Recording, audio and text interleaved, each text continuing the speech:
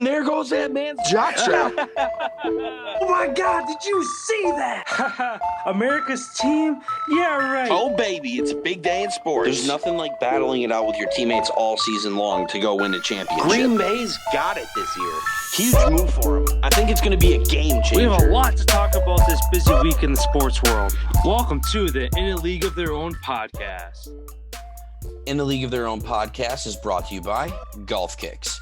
Ever get the itch to go out golfing and not want to wear those uncomfortable golf shoes? Well, now you don't have to. Golf Kicks customizes any type of shoe, from sandal to tennis shoe, with the grooves you need to get your groove on out on the course. Use code OWN20 for 20% off at checkout. Screw your shoes.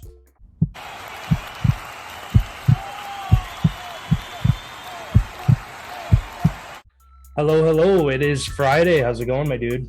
Oh, it's going. Day before the weekend. Excited to get into it. Yeah.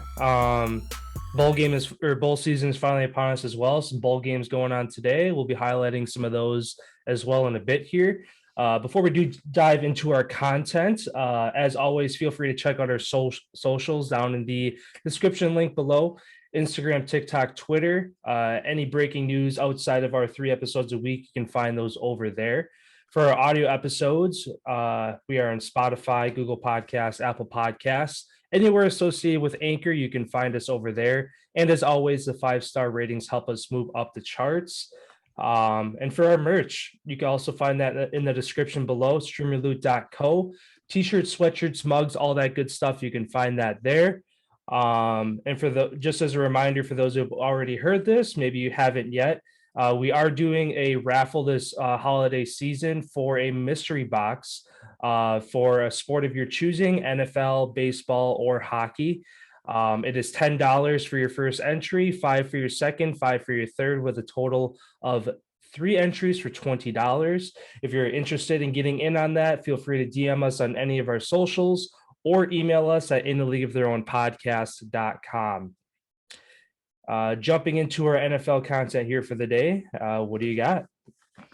So my first question to you, saw a big game last night out of Travis Kelce, him obviously having 2 touchdowns, having a career high day. Who do you think is the best tight end in the league? Yeah, we were texting back and forth during the game last night where you had picked the Chargers to win. I picked the Chiefs to win, but on fantasy, I'm playing against Travis Kelce. So I'm like, all right, I need the Chiefs to win, but he can't hit Travis Kelce. The man goes off, has a career day, 191 yards, 2 tutties, over 42 points in fantasy. It's going to take a lot for me to catch up on that this week. But yeah, it's really 2 guys that come to mind when I think of the best tight ends in the league, and it's Travis Kelce, George Kittle. And right now it's Travis Kelce, not by a landslide, but by a fair enough amount that I can say that confidently, just because due to George Kittle's injuries, time off the field, Kelsey's been able to do what he does at a high level week in and week out. Yeah, and after last night, having a career day, and especially on that Kansas City offense where there's so many other weapons, they got Clyde Edwards-Helaire in the backfield. You got Mecole Hardman, you got Tyreek Hill, all these other guys that can get the ball, and yet he's still having the production he has. It's hard not to say he's the best tight end in the league right now. Yeah, I'm going to disagree with you on that. I'm going big Gronk. I think Gronkowski hands down is the best tight ends in the league, just because of the fact, one, he doesn't get the ball as much as like a Mark Andrews, Travis Kelce, George Kittle, just like you mentioned. He doesn't get the ball that much. But his stats are just unbelievable. Like looking at this year compared to Mark Andrews is currently first. He's got 75 receptions on the year for 926 yards. Gronkowski has 38 receptions, and he almost has 500. He's 2 yards shy of 500. He's got 498. So if you double that to the amount of receptions that Mark Andrews has, he has about 70 more yards at this point. They're both tied for touchdowns. Dawson Knox is currently leading the league with 8, but I'd say Gronk, number 1, Kittle I'd put in that 2nd spot, and Travis Kelce, like you had mentioned, I'd put him in that 3rd spot. Just because Gronk, he's more of like a legitimate tight end, not like a wide receiver. He does a lot more blocking than he does catching. and every single clutch ball that Brady needs to convert is going to Gronk, and you never really see him miss a catch. So pretty interesting to see how that goes. And yeah, I think Gronkowski is definitely the best in the league. Yeah. I mean, he's another guy to throw in there too. I was just kind of thinking of young and like potential for, I don't know, the next 5 to 10 years, but also Gronk. He retired, came out of retirement, and basically picked up where he left off. So who knows however long Tom needs him, he's probably going to keep playing pretty much. So, yeah, he's definitely another guy to throw into that conversation. That's for sure. My first question here for you. After the whole debacle down in Jacksonville, Urban Meyer is out as head coach. With the Jags firing him, who do you like taking over for him next season as offensive coordinator? Daryl Bevel is going to finish out the season for him. That's a great question.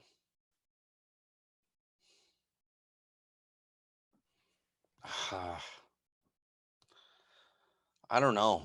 I could see Bevel, since he's been there quite a while with the organization. I could see if he succeeds or has any glimpse of success. I could see them sticking with him and just seeing how it's going to go with him then this next year.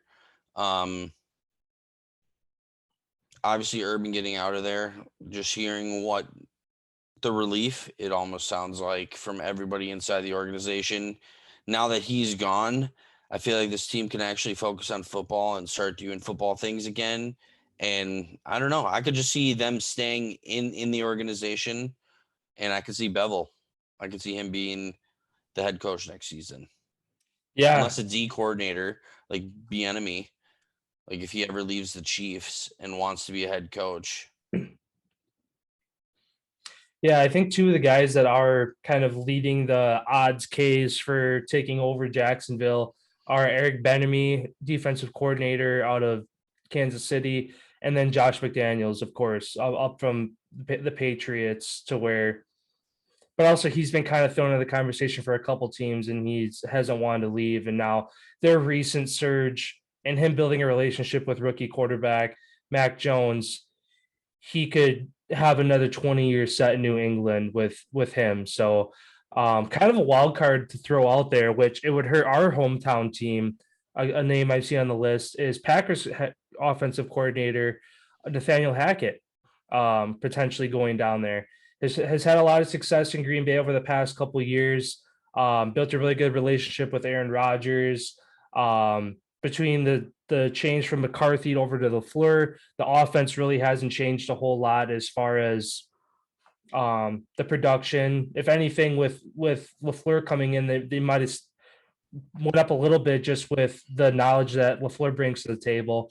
But like I said, it's a wild card. He's farther down on the list. I think he's like eighth or 10th on the list as far as best odds to get the coaching position in Jacksonville. But just firsthand, I mean, looking at what he's done with the Packers over the past couple of years, they definitely be getting a good one out of him if he does decide to go down there.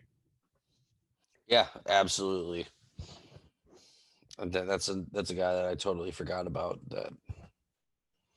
Like I said, it's a wild card. I think he's like plus 2,000 and plus 3,000 odds to take the position. So, because again, you have Aaron Rodgers, but also if Rodgers leaves, does that bump him up into the top couple guys conversation of, all right, Rodgers is gone. I see the direction this team is going. I'm jumping ship to go try to rebuild a different team. So, yeah, but that's always the question. It's like, do you think he wants to rebuild this late in his career? I don't even know how old he can't be. Like, he's not old like Belichick or Andy Reid old, but at the same time, if you take on a position 38. Like Hackett. Oh, Rodgers. Oh, I was saying Nathaniel Hackett as far as. Oh, yeah, he's a younger guy. He's a younger guy. I was talking Rodgers when you mentioned like Rodgers, like if he leaves, like where it's just like he ain't gonna rebuild. He ain't leaving. Yeah, no, I was saying a rebuild for Nathaniel Hackett, like like for the success that he's had in Green Bay. Does he want to jump ship and go to a Jacksonville to a team that he's going to have to rebuild? versus if he stays in Green Bay or takes Right. on a different coaching position like Pete Carroll's out in Seattle. That's a much better situation to inherit than Jacksonville, where If Russ stays. yeah, if Russ stays again, yeah. There's a lot of these teams are really rolling on one. I mean, the starting quarterback or one or two key guys from being a playoff or Super Bowl contender to the bottom of the league in 1 year. Right. Yeah. Then my next question for you. What player do you think deserves to be mentioned in the MVP conversation who currently isn't one of the favorited people to win? So I'm going to say outside of Tom Brady, Aaron Rodgers, Patrick Mahomes, Kyler Murray, Matt Stafford. Outside of those 6, who do you think is deserving to be in the MVP conversation? Yeah, I'm going to circle back to what we talked about on Wednesday. Cooper Kupp again, looking for that triple crown this year as a receiver, first time in 16 years that a receiver would be able to do it. I don't know. I like Cooper Kupp where if he's able to do that and able to finish out the triple crown, push the Rams to a playoff run with Matt Stafford. All it takes is a couple bad games out of these guys ahead of him to boost him up the list of the MVP conversation.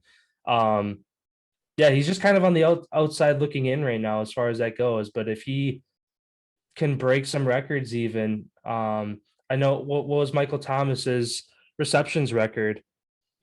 That was broken 2 years ago. So where I don't know if he's got to be close to on pace for breaking that. Given they do have an extra game this season, so that helps him. But even in a 16-game season, I think that it's possible for him to break that too. 149. And he's at what, 102? He's 100 something. 113. Yeah. So over So he needs 4 more weeks, he needs 30 something catches which is easily doable for him. over the regular season. Over the next, how many games left? 3. It's week 15, 16, 17. Yeah, 4 weeks left. Because we play the Ravens, we play Vikings, and the Lions. And Cleveland. Browns on Christmas, yep. So he's getting it for sure. Yeah. So again, with the season he's having, if he's able to do the triple crown and on top of it break Michael Thomas's receptions record, I don't know. Again, if sports betting was legal in Wisconsin, I'd be throwing some money on him right now. Yeah, I'm sticking with the guy, Kirk. I'm sticking with Kirk Cousins. If he can somehow, Cooper Kupp's odds are currently 1 to 10,000 odds. Brady's currently favored at minus 175. Rodgers is second at plus 550. Kirk Cousins plus 20,000. That's my guy. I really think with the season that he's having, like I said, he's still in that conversation. He's only has one more interception than Aaron Rodgers, but another 300 and something. He's played also 2 more games than Aaron Rodgers has played this year. So I still think that's phenomenal for him to be at that mark. QBR obviously slipped a little bit with those interceptions the last week where he threw 3. But I think Kirk, if he gets them to the playoffs, he should be the guy. Unless Brady throws for 50 touchdowns. That's the only thing I could if he can throw for 50 touchdowns, hands down, give it to him. Yeah. It's Brady's award to lose at this point. Yeah. If he can equal what he's done and coast the rest of the season, he wins it. If he obviously does better, all right, done deal. It's his. It take probably a couple losing 2 of the last 4 games, multi-interception games, and then Kirk Cousins, Aaron Rodgers, Matthew Stafford to all step up and have 300-400 yard, 3-4 touchdown days back to back to back to back to knock him off that pedestal. But as we all know, that's when it comes to December football, that's where Tom Brady thrives. So obviously it'd be great to see Aaron Rodgers win it back to back, but I don't know. It just, like I said, it seems like it's Brady's award to lose at this point. Yeah, I agree. Sticking with Brady, for my last NFL question here for you, the way it's looking, the way it's trending, there's a lot of analysts, like news sources talking about it, trying to hype this up. If we do end up with a Brady Belichick Super Bowl, who wins it?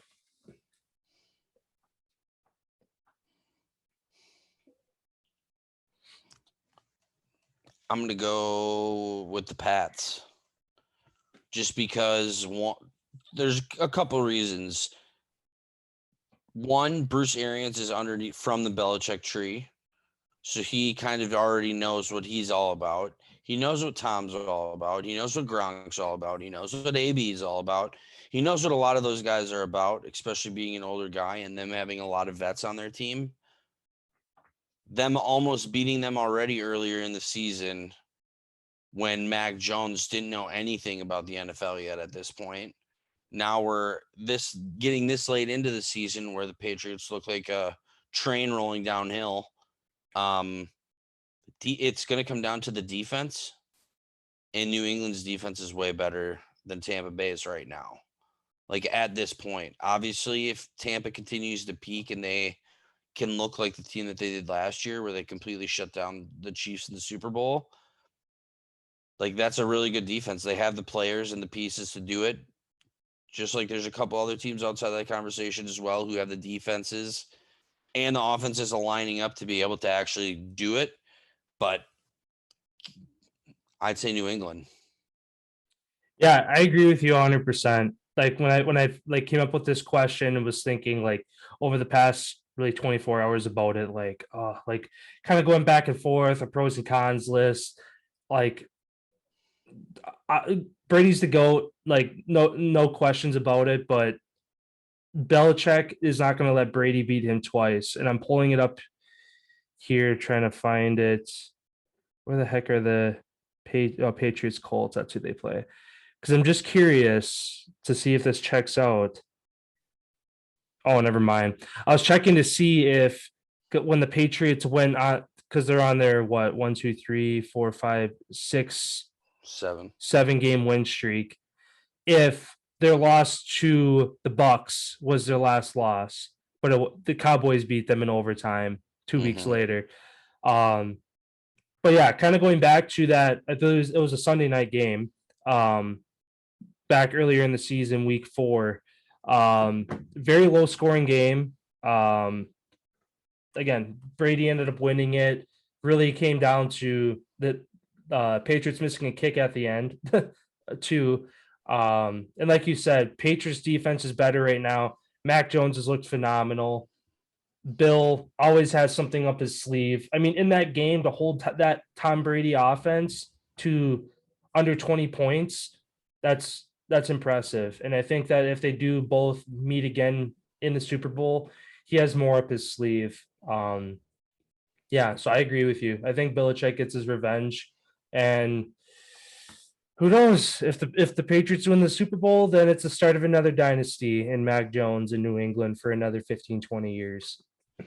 Yeah, currently as we sit, Patriots have the number 1 overall defense in the league, followed by the Broncos, Bills, Cardinals, Panthers throughout the top 5. Packers are 9th, Colts are 10th, Bucks 15th.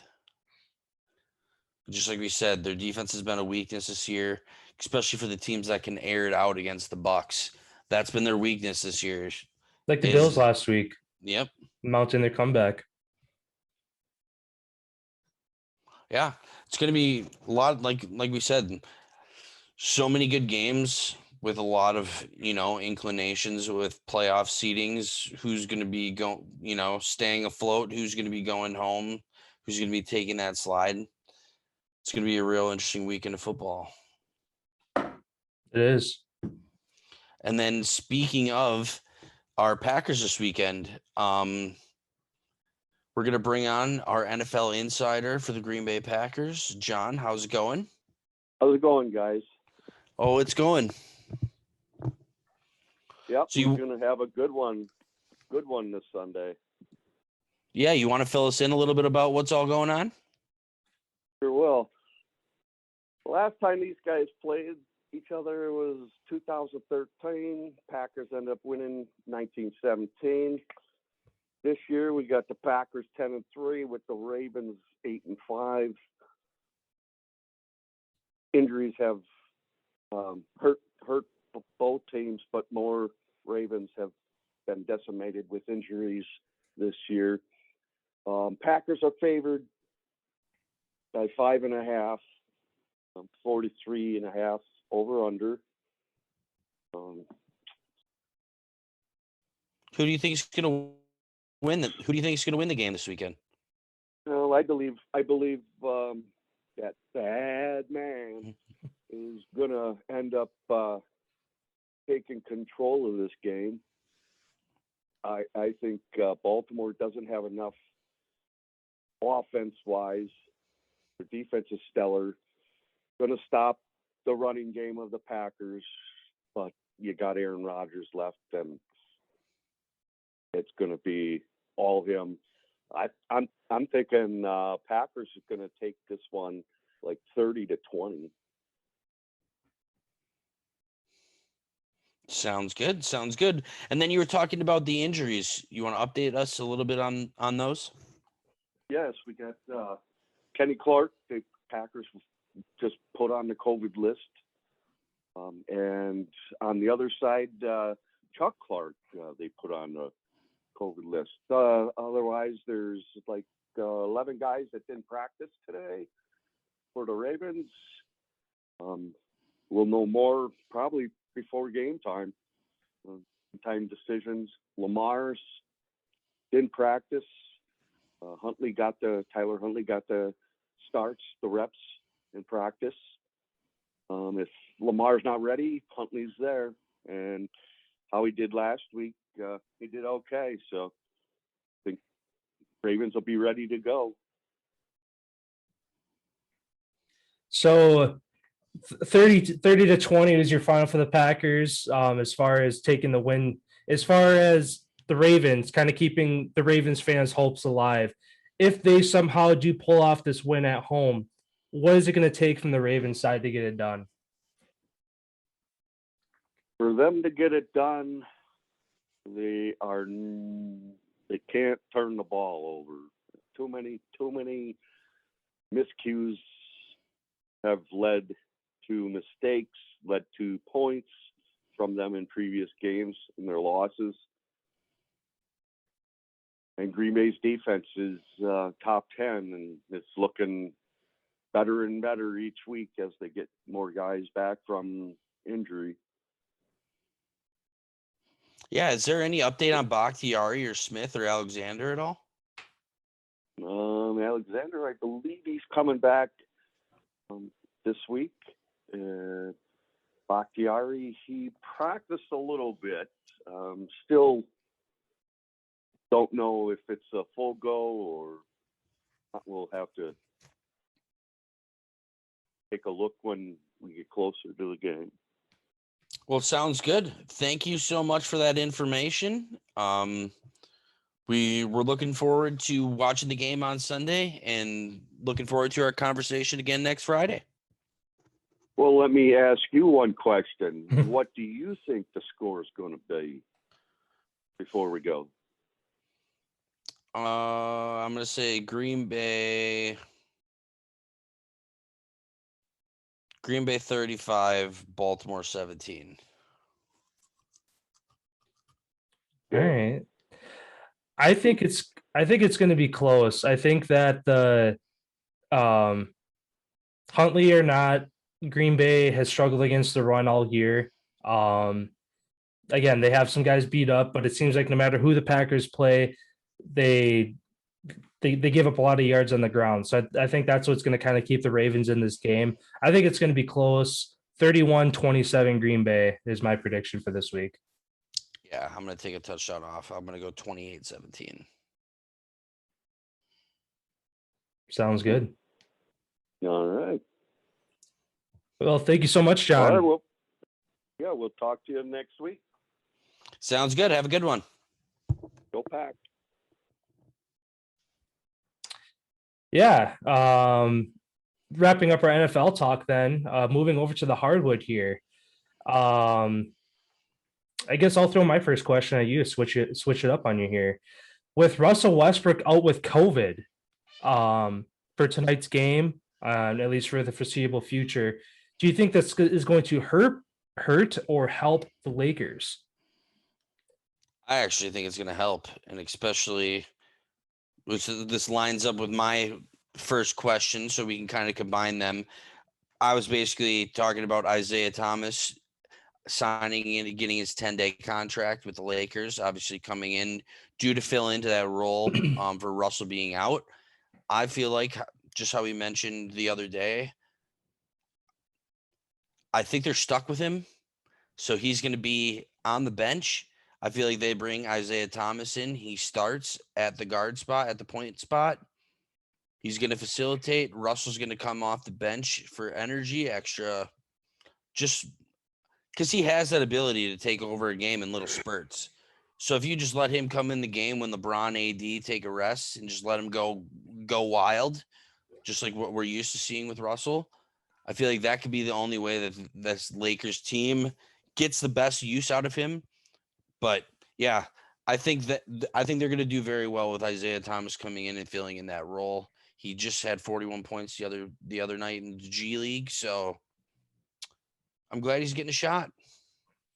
Yeah, it's definitely nice to see him get back into the league. He's bounced around between a lot of teams, but he immediately steps in and has an impact no matter what team he's on. He's known for that. And as for Russell Westbrook, I agree with you 100% that it's going to help the Lakers. The Lakers are in the bottom 5 of the league as far as turning the ball over. Russell Westbrook leads both the NBA and point guards for turnovers per game, 4.6 turnovers a game. That just can't happen. And yeah, with him out of the lineup, LeBron having his surge of his vintage game after vintage game over the past 2 weeks, I think we start to see AD even wake up a little bit. LeBron gives him a little nudge. Hey, dude, you're kind of going through the motions here. With him out, need you to step up. Tonight, I could see the Lakers kind of having a statement game between AD, LeBron. Yeah, I mean, obviously, with a guy like Russell Westbrook, the team isn't going to be better as a whole without him. But like you said, bring him off the bench, bring him in short bursts, get mismatches where when the other team brings bench players in, you bring him off your bench to get those mismatches against some of those guys. Yeah, the Lakers have an opportunity to turn things around here. They're barely above 500, still kind of in the mix at that 6th seed in the West. They have a really good opportunity to kind of make a surge here if these adjustments go the right way. Yeah, and I agree with you. I think the Lakers are going to blow the Timberwolves out tonight. I feel like they're going to make a statement game, like we're coming for y'all, and they really have a good contention of games here in the next couple.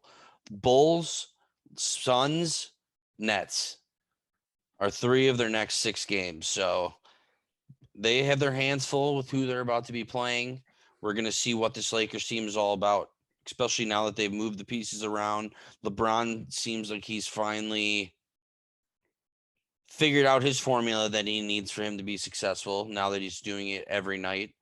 And like you said, I believe AD taking all this heat, especially for him not performing sports media, including us, we've been on him. Like, he's easily one of the 2 best players, like most talented players in the league.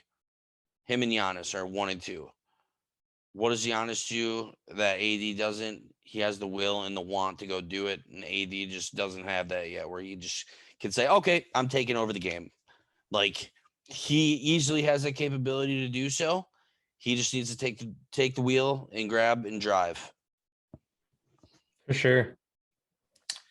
And my last question for the NBA here for you, kind of sticking with guys who go the extra distance, have that extra drive.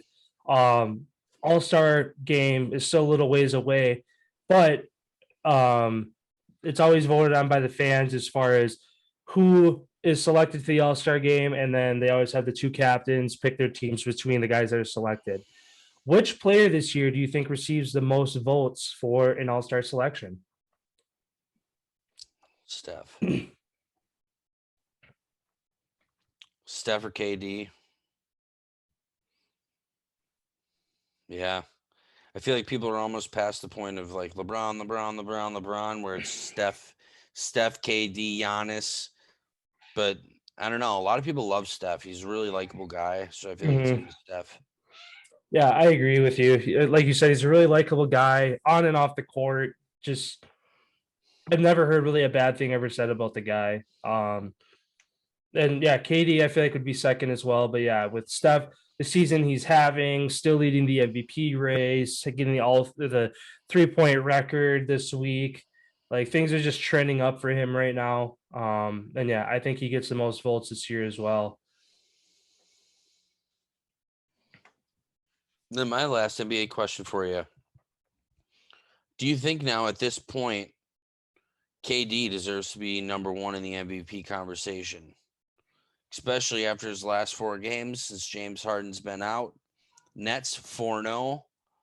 He's had 31, 51, 34, 34, playing all but 3 minutes total in all of the games. Yeah, I mean, as good as of a season Steph is having, he has other contributors on that team to lean on. Draymond Green, guys off the bench. Jordan Poole has been having himself a year. I mean, obviously that team would they be first in the NBA without Steph? Definitely not. But looking at the Nets, their situation with guys out playing a tough, like defensive, like centered Eastern Conference, and he's still being able to do what he does. Yeah, he's on the floor basically with 4 rookies. Yeah. Yeah, I mean that's the definition of MVP in my book, to where I think the Warriors would find ways to win games with the guys they have. The Nets would be a bottom 5 team in the league without KD as their team currently stands. And that's the epitome of MVP, most valuable player to your team. That's KD right now. So yeah, I would put him a little bit ahead of Steph. Once the Nets get healthy, if KD can still continue to do what he does, he probably takes over the MVP conversation, especially with Clay coming back. Still on pace to come back in the next couple of weeks here, at least before the new year.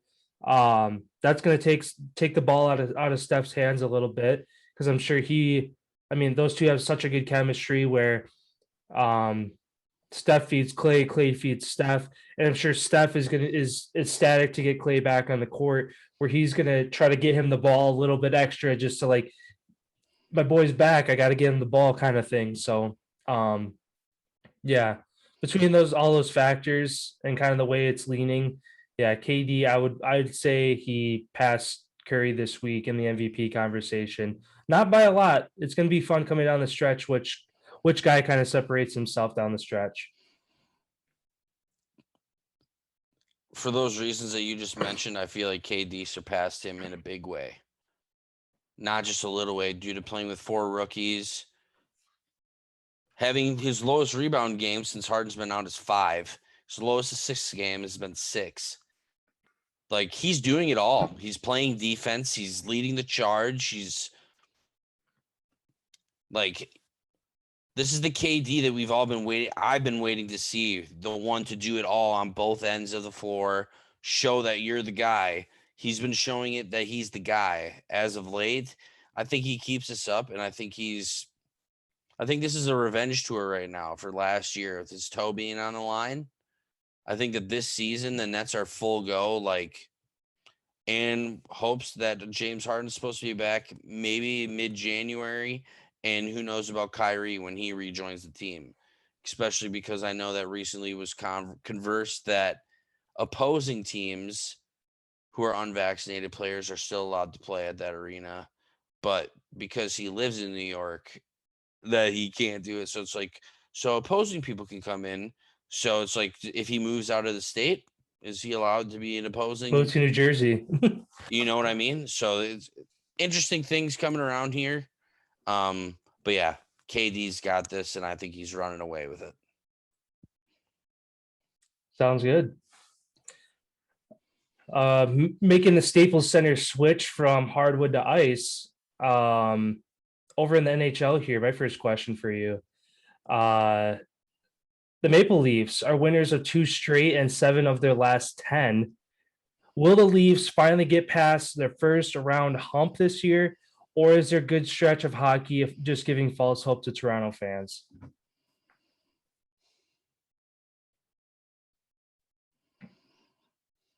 It really all depends where they're going to finish.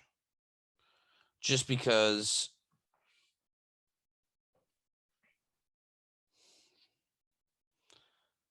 every team is so good in the East.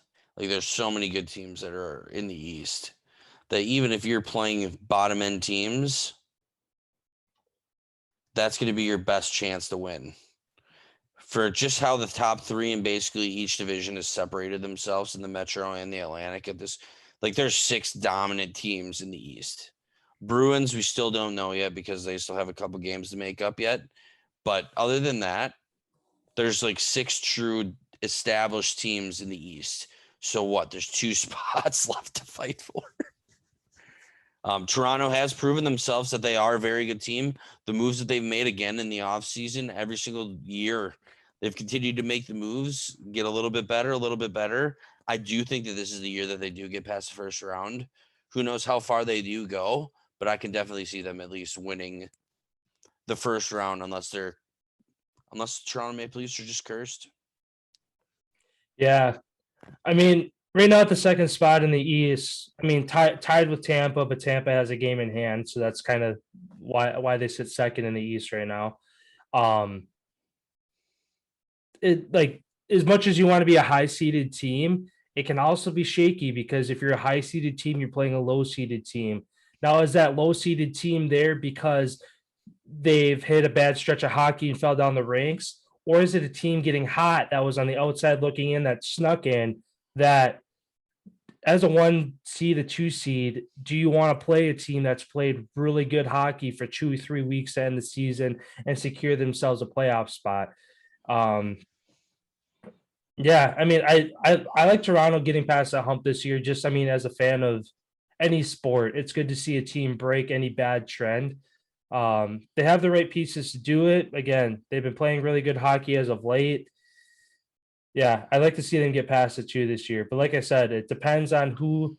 Obviously, depends on who they play. And once it gets to playoff hockey, every team is a good team. You've outlasted the other half of the league when it comes to that point. Um, like I said, it all depends on if the team they play is hit a bad streak and fell down the ranks, or if it's a team that got hot and snuck in. But yeah, we'll see. Sounds good. Then over to my first question for you. Wednesday, kind of asked you about the Canadian teams with the jerseys being thrown on the ice. Last night, another casualty. This time, an American team, the New Jersey Devils, lost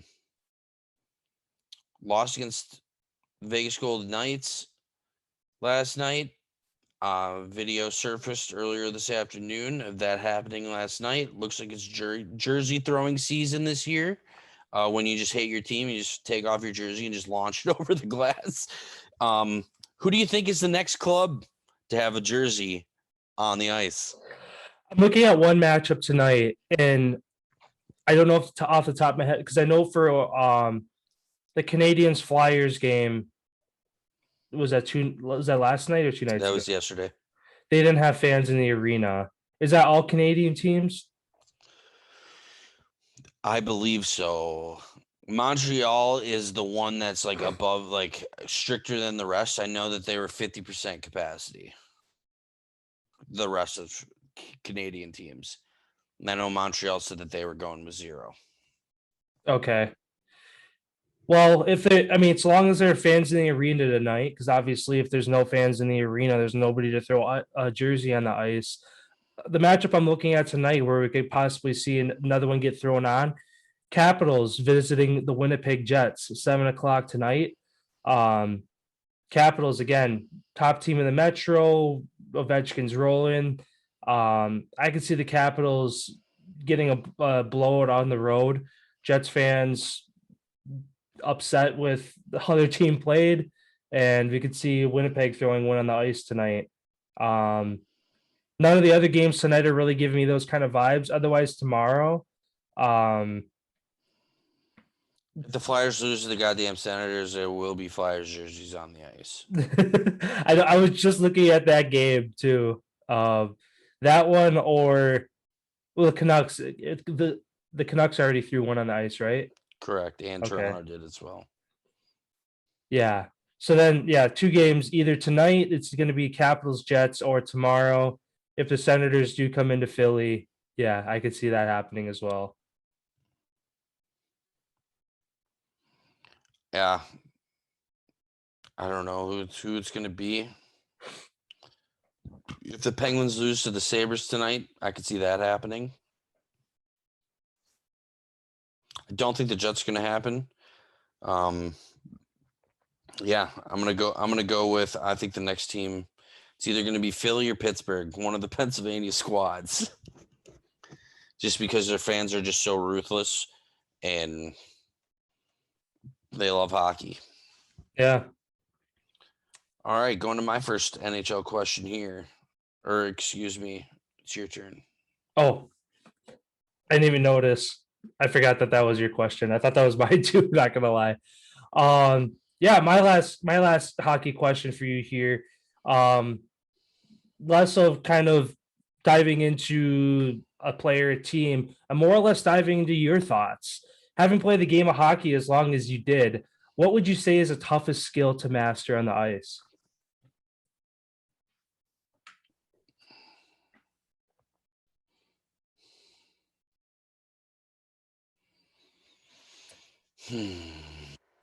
Whether it's overall skating, puck control, I like wouldn't anything. say a certain skill is the most difficult thing. I would say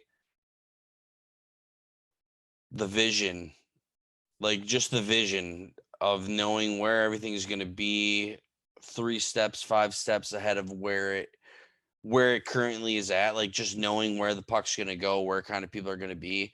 I feel like that is the biggest trait. And one of the biggest separators as far as you go up the ladder, as far as skill wise, the game of hockey, just because you can be taught how to skate faster, puck handle better, shoot fast, like all those things are tangible skills that you can practice and continue to learn, where the vision part of it, you kind of just, you have that or you kind of don't. Like there's really no like you either fully get it or you just have no clue. And that's one of the things that's more difficult to also master and understand, and also have other teammates who are also on the same page, that type of thing. So I'd say the vision, or hockey sense is what they call it, of just having that sixth sense of just right place, right time, knowing where to be. Sounds good.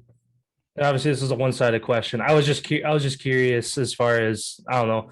The more I've watched hockey over the last couple of years, and just kind of understanding the game more and seeing where guys thrive, where guys struggle. I just want to tap into the mind of like somebody who's been there and done that, as to on the ice, seeing a guy who has that vision, who anticipates stuff a couple steps ahead, like the Connor McDavid's, like the Ovechkin, to where he can get to his spot in any given moment because he knows, all right, the puck's coming, or McDavid taking advantage of a team that's out of position for 2 seconds. Yeah. That, and another thing I'd add to that, I'd say your confidence too. Like keeping that as even of keel as you can, because the highs are really high and the lows are very, very low. And just to be on that even keel where every shift you really never know what's, kind of just playing one shift at a time and not really focusing about anything other than that at that, like. Is there ever a given time where you go on the ice on a shift where you think you're going to score a goal more like than a previous shift, like to where like the ice tilts a certain way where it's like you're sitting on the bench and you're like, you have that itch, it's like next time I'm back on the ice, like I'm either setting up somebody or I'm hitting in the back of the net myself? Like, do you feel the game tilt that way sometimes, or is it just every shift is the same and it's just a matter of the cards aligning the right way, that it just happens when you're on the ice at that time? No, you can definitely feel it coming. Like the ice tilts so much it's never really been. The only time it's ever really balanced is off of the start of a game or a start of a period. That's kind of where you get 20 minutes off the ice, you're sitting in the locker room and you get to come back out and you're basically restarting all over. Those are really the only three moments, really, the puck drops of the first, second, and the third, where it's actually pretty much dead even. Other than that, you can really feel all these guys are just skating way faster than us. Like we just feel pinned. We're stuck in our end. Where you get then that's where the coaching part of it really makes a huge difference at the upper levels, is because you have your first line, you hold them out and you get them out against the other team's fourth line. Way more skilled guys, way whatever. Like you can definitely get those like matchups to where you can, try to get a goal like that. But as far as like feeling it, yeah, you definitely can feel whether you're going to get scored on or whether your team's just going to go out there and score. Like everybody knows it. Like it's crazy how that works like that. That was a really good question. But yeah, you could just be like, all right, we were so close on the last one. Our team's just buzzing right now. We got it in their end. They're worn down. This next one, let's do it. All right, bang. It's all right. It's just, yeah, that was a really good question. And then my last question for you here. I know you brought up the Winnipeg Jets playing the Capitals tonight. Their coach, Paul Maurice, just resigned earlier today, basically saying their team's doing all right. Their expectations or whatever, but he feels like there's just a time for where a new voice can come in and change things up and maybe shake up how they're playing, energize the boys a little bit more. Do you see them making the playoffs? I know they currently sit right almost in the middle of that Central Division. Do you see them having do you see them making the playoffs? If they do, it's definitely going to be as a wild card because, again, looking at that Central, Minnesota playing phenomenal, Nashville kind of, I guess, taking the league a little bit by surprise as far as how good they've been playing and sticking with it. Blues playing really good hockey. Colorado finally turning things around and winning games as they catch up with their couple games in pocket. And then Winnipeg in that fifth spot in the Central. Again, sitting at 31 points, they're only 9 points behind Minnesota. 9 points separate first and fifth right now, which is, tight compared to other divisions, at least at this given time. And sometimes all it takes is a coach. What coach was that last week or 2 weeks ago where they had a coach? Vancouver Vancouver. Theirs, and they're 6 in a row right now. Yeah, and they've had a surge. I see the same thing happening with Winnipeg. And again, they have a much smaller window to cover. Again, only 5 points back from Colorado. That's 3-4 games that they could, if they continue their streak. Again, Colorado's having themselves a good streak too. They lost last time out, but they've won 7 of their last 10. Nashville, 6 in a row, 8 of their last 10. Like all these teams at the top of the Central are playing really good hockey. I think this change for Winnipeg gives them that extra push that they need. I don't see them finishing in the top 3 of the Central, but I do see them definitely in the race for a wild card spot. Yeah, I fully agree with you. How they play, their team style fits perfectly with how the Central and the Pacific, big, heavy bodies, and that's how they're going to get there, is by their defense and by their goaltending. Connor Hellebuyck is a hell of a goaltender. He's basically kept them in it years past when they've made the playoffs. I feel like we see a surge from them, like you said, coaching change. Sometimes it's not even the coaches doing bad. Sometimes it's just a change. Like a simple change is all that needs to be made for a new outlook, a new whatever. Like you said, I feel like this team rolls after this coaching change. I can see them getting in. I think that they get in. Sounds good. Then over to our other category question. This weekend, Jake Paul, I guess kind of circling back at weeks ago, we talked about him fighting Tommy Fury Fury had an injury. He forfeited or backed out of the fight. Tyron Woodley, who's been staying conditioned, keeps training, wanted a rematch. He takes his spot, and tomorrow, they get their rematch from just a couple months ago or in the spring. I can't remember when their last fight was. It was this year, so like it wasn't too long ago. Do you see Jake Paul staying undefeated this weekend, or will Tyron Woodley hand him his first loss and get revenge? I hope Woodley wins. He's been training for a while, especially because he wanted to become a boxer just as well as Paul has. But I don't think he gets it done. I hope that he gets it done, but I think Paul's going to beat him.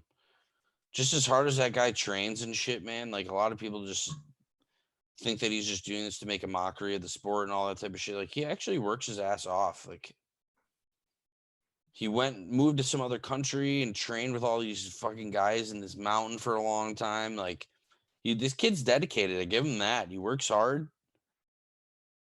Hard work and dedication usually equals success.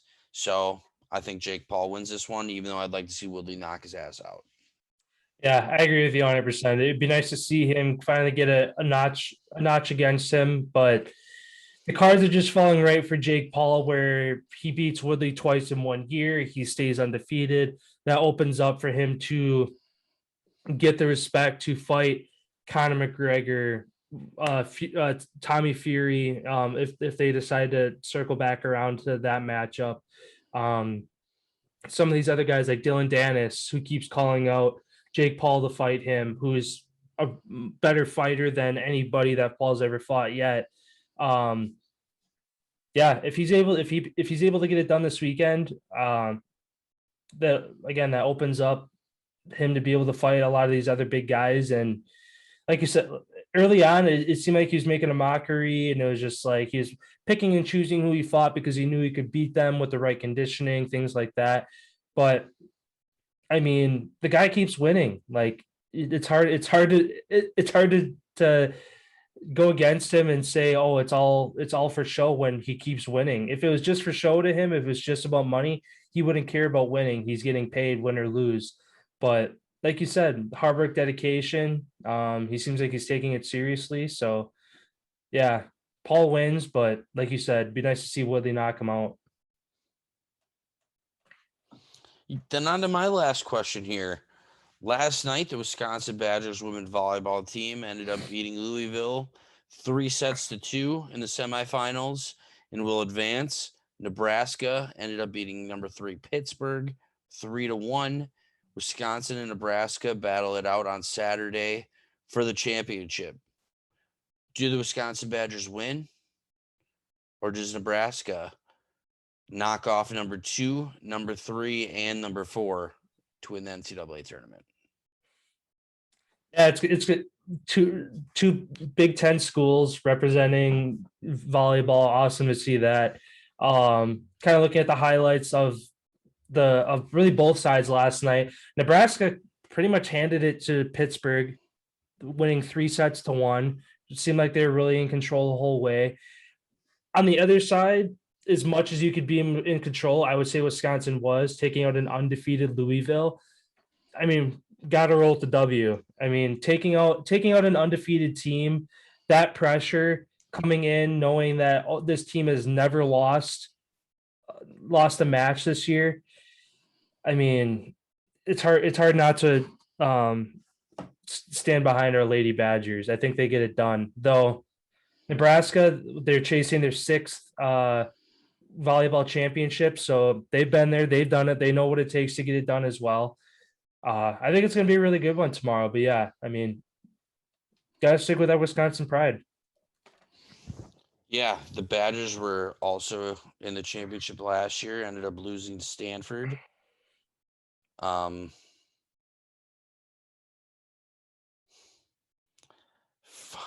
This is going to be a really good game to watch.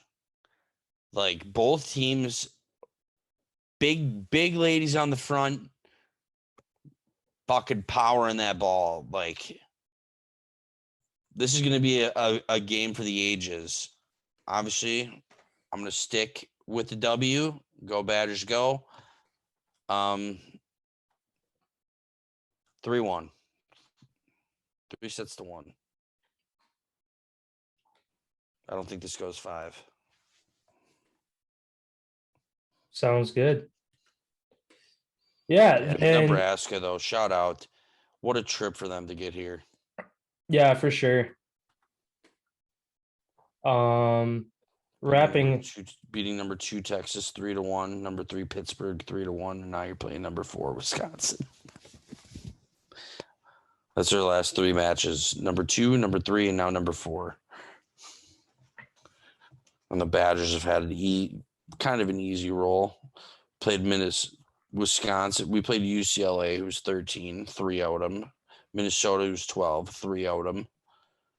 Then yesterday you get the 1. But yeah, big weekend. Yeah. Speaking of a big weekend, finally getting rolling with some bowl games here. Actually, I didn't even look yet. For kind of to catch everybody up, last episode we kind of implemented a fun segment where we'll be doing a coin flip generator to kind of pick the winner of Middle Tennessee.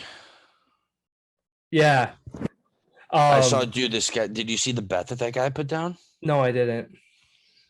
Some guy, because it's bowl season, Bleacher Report posted it. 5-cent bet. It was 186 million odds. You picked 26 bowl games, all money line. You picked Toledo in the first one. He would have won like $866,000, something crazy off of 5 cents. But he lost the first one. Yeah. And speaking of losing the first one, so did our coin. Yeah. We're flipping a coin for all 44 bowl games here to see kind of how the coin does. And if just at random odds, if it picks a team favored, if a team that is favored to win loses. Toledo was 10-point favorites in this one. They lost 31-24. That game just finished up not too long ago. The other game tonight that we predicted in the Cure Bowl, also an upset. The coin predicted Northern Illinois over Coastal Carolina. Coastal Carolina, who was 10-point favorites, are now 12-point favorites. Game kicks off here in about an hour. Well, hour from now, our time, 4:00. But by the time you guys listen to this, the game will be over with. So yeah, we'll see if the coin is over to start the first 2 games here. But the rest of the games this weekend, we have 6 more games for the coin to predict. The first, the Boca Raton Bowl, Western Boca Kentucky. Raton. Boca Raton. Raton. Boca Raton. Boca Raton Bowl. Western Kentucky, 8-5. Appalachian State, 10-3. Appalachian State is 2.5-point favorites. The way we're doing the coin here again, the away team is heads, home team is tails. Let me pull up the generator here quick and see what we're looking at. If you just want to keep this screen up, I'll read I can do the thing and you can just flip it so we can get them all. Yeah. All right. First up here, Western Kentucky, Appalachian State. Let's see who wins. Western Kentucky with the upset.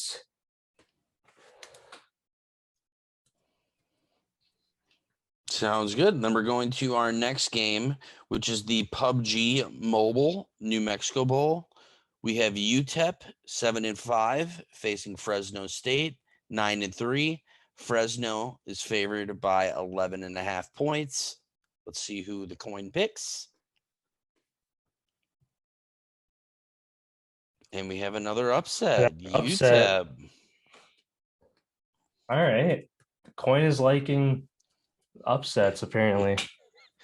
Let's see if it really does. The next game, the Radiance Technologies Independence Bowl. UAB 8-4 versus 13-ranked BYU. BYU currently favored by 6.5 points. Does the coin go with the upset again? It does not. It does not. BYU.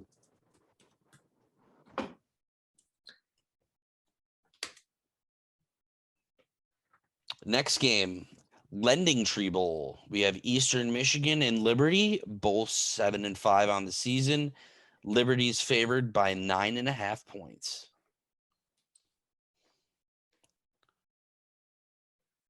Another upset. Eastern Michigan. Michigan. Fly, Eagles, fly. That's a big cover. Both of those are big covers. Then coming down to our second to last game of the night here, we have Utah State, 10-3 on the year, versus the Oregon State Beavers in the Jimmy Kimmel LA Bowl presented by Stifle. The Beavers, touchdown favorites.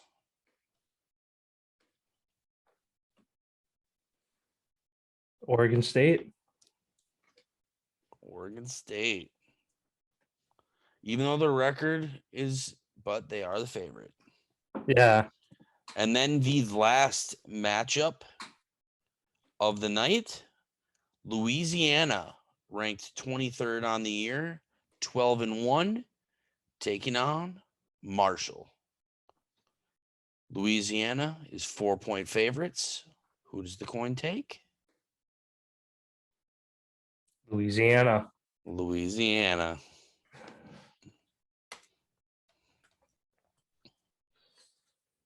Sounds good. So yeah, the coin is 0-1 to start here. I guess we could do the two on Monday that are going to be before our episode goes up quick too. Oh yeah, good call. Let me bring this back up. And that last one was the R&L Carriers New Orleans Bowl, by the way. The next two, Old Dominion and Tulsa, both 6-6 on the year, face off in the Myrtle Beach Bowl presented by Tax Act. That was a tongue twister. It is. Tulsa is favored by 9. All right. And we got Old Dominion with an upset over Tulsa.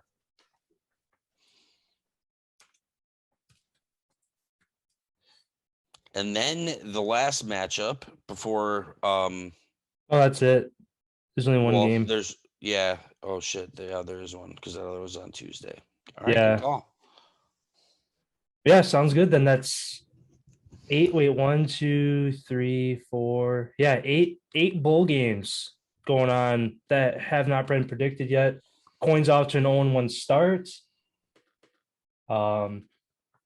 Yeah, we'll see how it shakes out at the end here. Predicting a lot of upsets this weekend, but I mean, the first game was an upset. So if that's any indication of what we're expecting this bowl season, the coin might not be as wrong as it's looking. So